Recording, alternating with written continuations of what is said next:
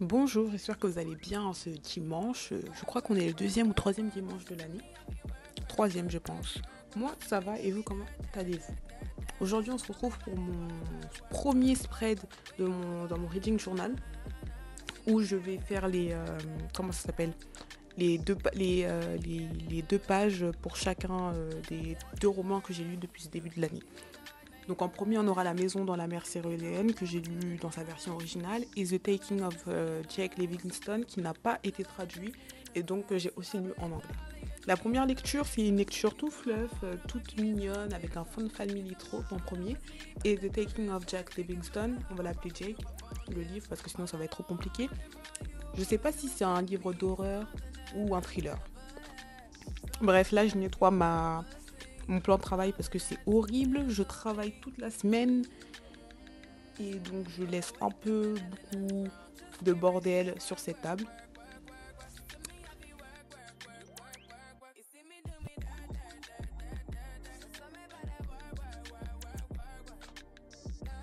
Bref, un petit coup de ménage avant de commencer mes demi-pages. Alors j'ai changé un peu l'agencement de mes reviews, de mes revues littéraires, si on peut dire ça comme ça. Parce qu'il y a beaucoup de choses que j'avais fait un peu à la va-vite et aussi beaucoup de choses que j'avais pas prévues comme la longueur de mes petites annotations ou alors ce que je voulais faire sur la page de couverture. Bref, ça change pas grand chose, c'est pas très grave. Je cherche pas à avoir un effet totalement monotone. Ça me dérange pas, vous allez voir beaucoup de changements sans doute dans ce carnet. Sans doute, on ne sait jamais, on est qu'au début de l'année. Et dans tous les cas, le résultat final m'a beaucoup plu. Là, vous avez ma petite page fragment de wishlist. Rien de ce qui est écrit ici n'est exhaustif. J'en ai 3 ou 4 des wishlists. Vraiment, j'attends qu'une chose, c'est que mes projets sur le court terme se finissent pour pouvoir lancer tout mon argent dans mes livres. Bref, là, je prépare mon plan de mon espace de travail. J'avais noté des petits trucs au crayon de papier. On s'en fout un peu. Donc j'enlève. Après ça, j'ai photocopié les couvertures. Je sais même pas si j'ai le droit de faire ça. C'est une question sur laquelle que je me suis beaucoup posée. Est-ce que j'ai le droit de mettre les couvertures des livres pour un espace, un usage personnel, mais est-ce que c'est autorisé? Est-ce que c'est pas considéré comme du vol? Bref, je sais pas. Il faut encore que je cherche à propos de ça. Aussi, la prochaine fois, je le ferai en avance parce que ça m'a pris grave du temps. Et c'était grave chiant. Et aussi, j'avais oublié comment la dernière fois j'avais fait, donc j'ai pris grave du temps pour essayer de me rappeler, ne serait-ce que comment faire pour photocopier ces couvertures.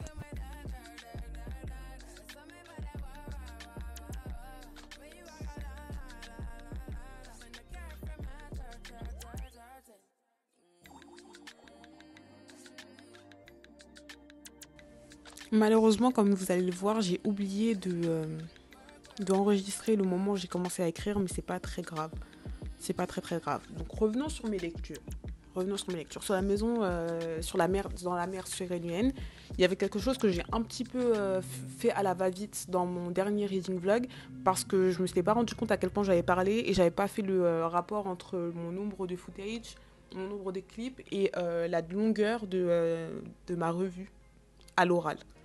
Bref, je vous dis ici, mon dernier point sur ce livre, c'était que je trouvais que la discussion, entre parenthèses cachées, sur la discrimination systémique ethnique, si on peut dire ça comme ça, parce que du coup, là-bas, c'est plutôt des espèces, si on peut dire ça. Si vous n'avez pas lu le livre, je ne vais pas trop rentrer dedans, mais même si je sais pas, je suis pas sûre que ce soit un spoil, mais je ne vais pas trop rentrer dedans. Bref, je trouvais qu'elle était extrêmement délicate, mais délicate dans le sens bien soignée, bien gentille, bien toute douce et tout.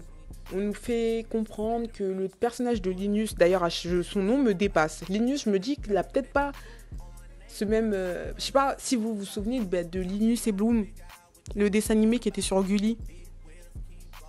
Le monsieur s'appelle Linus. Bref, dans tous les cas, je trouvais que la manière dont on abordait cette discussion, elle était dans le... comment dire ça? Comment expliquer ça? J'essaye de tout vous dire avec mes mots. Et ensuite, je mettrai peut-être des corrections à l'écrit sur la vidéo parce que sinon on va rester ici pendant 30 heures.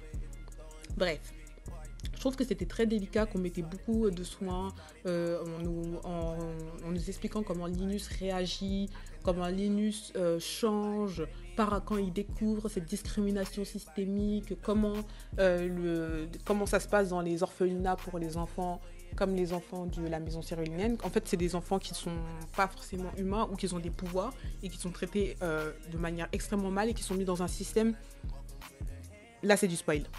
Qui sont rentrés dans un système, comment dire, un système qui ne les voit que comme des numéros, quoi. Et je trouvais qu'on abordait cette discussion d'une manière très gentille pour Linus, pour pas le mettre à mal. Parce que du coup, Linus, il est de l'autre côté de la barre, il est du côté majoritaire. Même si j'ai pas trop envie de rentrer dans les débats politiques et autres, ça m'a vraiment gênée. Parce que moi, j'aurais tendance à me voir du côté opposé de Linus, même si là on nous parle d'orphelin et je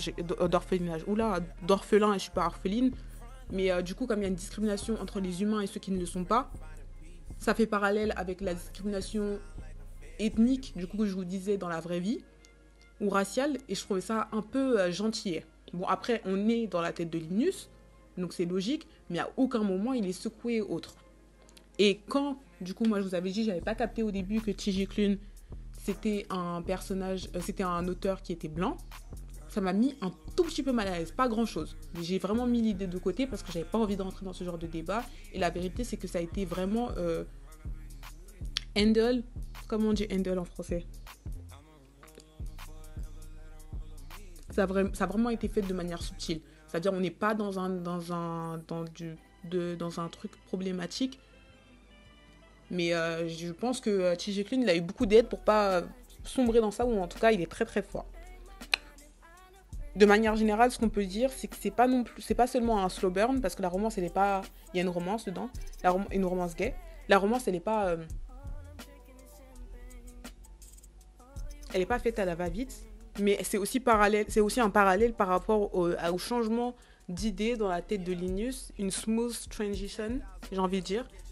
Et c'est sans doute pour ça que je pense que c'est quelque chose quand même qui est agréable, parce que si ça avait été mal fait, je pense que ça aurait ruiné le livre. Et c'est peut-être dans ça que le livre est réussi, dans ce fait-là. Bref, moi ce que j'aurais, un dernier point, c'est sur le fait que ma lecture du coup n'est pas rentrée dans mes dans mes intouchables, ce dont j'aurais espéré, mes intouchables étant ces livres que j'aime le plus au monde, que j'ai du mal à partager et autres, blablabla, bref, mes coups de cœur. Et c'est sans aucun doute sur le fait que c'est un stand-alone et que j'aurais kiffé en savoir plus sur les personnages, parce que du coup les personnages sont pas plus approfondis que ça, leurs relations, leur dynamique, elles sont pas plus approfondies que ça, mais en fait c'est parce que c'est pas possible. Après, si ça avait été plus qu'un seul tome, qu'un tome qui se suffit, est-ce qu'il y aurait eu un intérêt? Non, donc je le mets pas en tant que critique, mais c'est juste que je pense que c'est pour ça que j'ai pas pu plus m'attacher au personnage. Bref.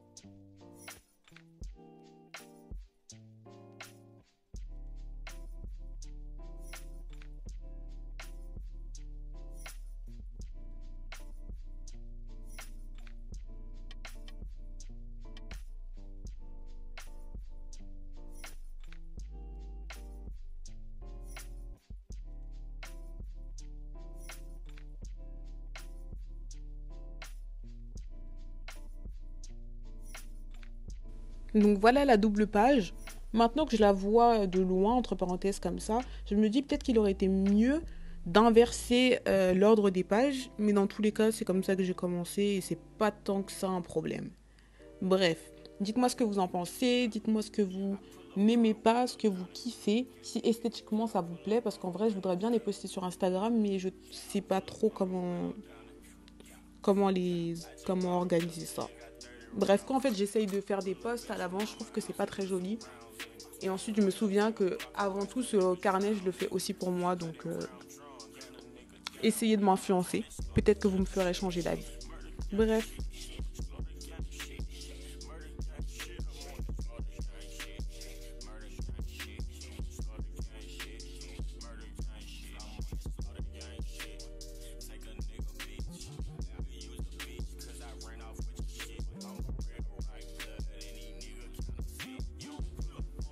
Ensuite, on part sur mon second spread, du coup sur The Taking of Jake Livingston. Donc là, on nous raconte l'histoire d'un jeune homme qui est médium et qui va dans un lycée raciste. Les deux ont un rapport. Bref, il voit des fantômes tous les jours, on en attend beaucoup de lui, alors que lui, il souffre de ce don qui n'est pas vraiment un don pour vous, mais plutôt pour lui, mais plutôt une malédiction. En plus de ça, personne le croit et il est dans une famille qui est un peu dysfonctionnelle.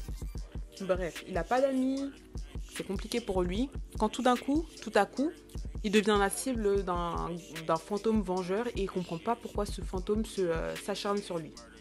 On suit cette histoire. Du coup, cette histoire. Le livre, il est plutôt court et c'est pour ça que je me suis lancée dans celui-ci en second. Du coup, je voulais être sûre de ne pas me lancer dans un truc énorme et directement me bloquer dès le début d'année. Et comment vous dire, j'étais dépassée par les événements. Vraiment, j'étais dépassée par les événements. Jusqu'à présent encore, je ne sais pas du tout si je recommanderais ce livre. C'est pas dans le sens où c'est un mauvais livre, mais dans le sens où c'est pas pour moi un coup de cœur. Et même si je me suis retrouvée happée dans la seconde partie du livre, c'est pas au point que si on me dit « Oh, tu pourrais me présenter un livre, je présenterais celui-là. » Bref, au tout début, c'était assez lent. Je n'étais pas vraiment attachée au personnage et maintenant, et même à la fin, je ne sais pas trop si je suis attachée au personnage, même si j'y pense encore. Et surtout, il y avait un seul point principal qui me dérangeait vraiment, c'est que dans ce livre, en espérant que ce soit pas un spoiler, on apprend que Jake, il est gay et que le fantôme, lors de son vivant, même en tant que mort, il n'arrête pas d'avoir une... Bref, et que le fantôme est gay aussi. Maintenant, ce fantôme vengeur, il a des agissements très très graves. Vraiment, il y a beaucoup de trigger warning dans ce livre et je vous conseille d'utiliser l'application Storygraph parce qu'il y a une liste de trigger warning, je ne sais pas comment on le dit, mais bref, de TWW dans ce livre et il fait des choses très très graves. Et j'avais l'impression, et je ne sais pas si c'est parce que moi-même je ne suis pas gay, du coup, qu'on me remettait beaucoup, les actions.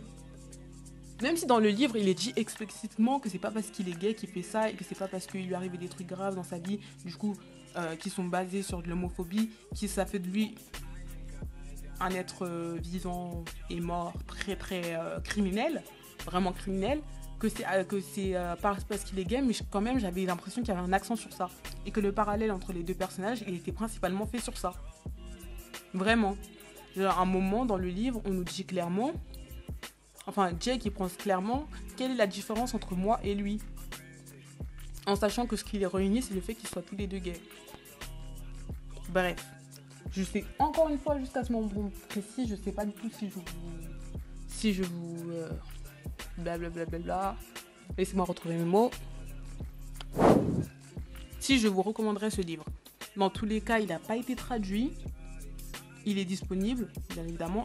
Il n'a pas été traduit en français, mais il a été traduit en espagnol, de ce que j'ai pu voir. Et c'était quand même une lecture. Je lui ai mis 2,75.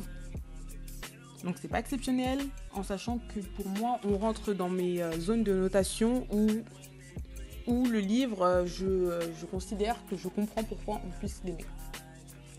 2,5 pour moi, c'est je comprends pourquoi on a aimé le livre, mais c'est pas le cas pour moi. 2,75. Je lui ai attribué quand même quelques points parce qu'il y avait des scènes qui m'ont fait considérer que potentiellement, si les choses avaient été autrement, voilà, peut-être que ça aurait été une bonne lecture. Mais là, je sais pas, vraiment, je sais pas. Ensuite, il y avait aussi une scène vraiment qui m'a fait un petit peu rigoler. Mais je peux pas vous le dire sans que ce soit vraiment un spoil. Enfin, je sais pas trop. Bref, arrêtons-nous-en là.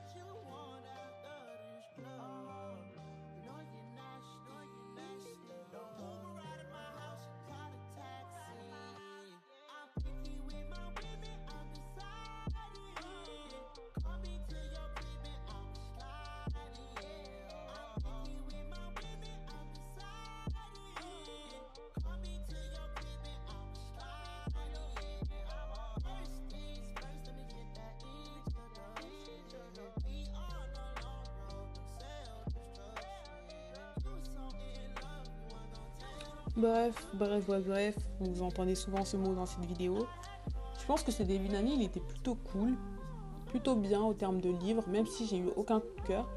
Et je continue sur ma troisième lecture. Ma troisième lecture, Take a Hint, d'Annie Brown, qui est le tome 2 de la série des Sisters Brown. Le premier livre, c'était Get a Life, Chloé Brown. Il fait partie d'un de mes livres préférés de l'année dernière, même si je ne vais pas vous mentir, j'ai pas lu beaucoup de livres l'année dernière.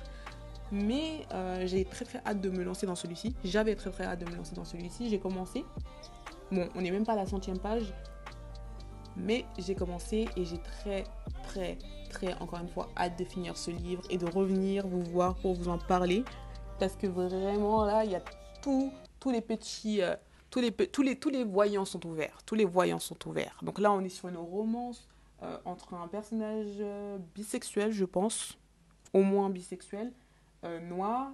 Une représentation de personnes grosses qui a comme main lover interest un homme, un ancien rugbyman, Zafir, je crois, qui est musulman. Et dans tous les cas, on s'attend, enfin, c'est le but d'une romance qu'à la fin de ce livre, ils soient ensemble. J'ai archi hâte, les deux personnages, je les trouve exceptionnels. Le love interest, il est grave cute, il est grave fluff, il est grave doux. Et elle, le personnage principal, du coup, elle est extrêmement confiante. C'est je crois que c'est une étudiante en master, parce que c'est PhD. PhD, je crois que c'est un master, la traduction, l'équivalent en français. Et c'est dans un... Oui, c'est pas dans un système scolaire, parce que tous les deux sont des adultes, mais si, c'est dans un système scolaire, universitaire. Bref, je vous en dirai plus dans ma prochaine vidéo. J'espère que vous aurez aimé cette vidéo. Si vous avez des critiques, des avis, des pouces bleus à mettre, n'hésitez pas à le faire. Je vais vous mettre tous mes liens, les endroits où vous pouvez me retrouver dans la barre d'infos. C'est compliqué de finir cette vidéo et je vous souhaite un bon dimanche et de bonnes lectures. Bisous!